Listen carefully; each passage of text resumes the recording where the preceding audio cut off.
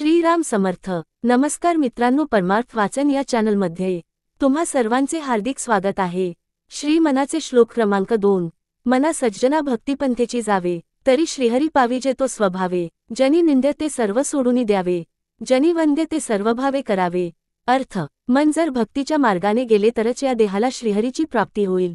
आपल्याला प्रश्न पडतो, मनाचा काय संबंध?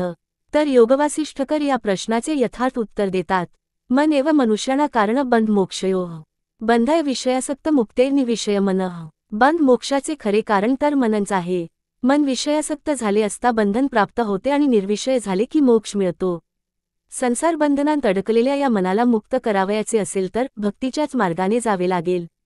मन जर भक्तिपंथाला लागले तर संकल्परहित होऊन जाईल आणि मन एकदा संकल्पशून्य झाले की संसार आपोआप नाहीसा होईल आणि जिथे संसारच संपला तिथे बंधन कसले। ज्ञानराज माऊली बहारीचं वर्णन करते।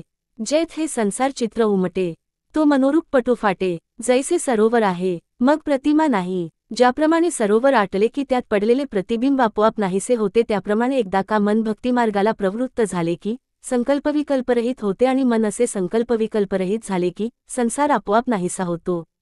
श्रीसमर्थ रामदास स्वामी वरील श्लोकांत तरी श्रीहरी पाविजे तो स्वभावे असे म्हणतात। यांत स्वभावे म्हणजे सहज, अनायासे, आपोआप असाच अर्थ आहे।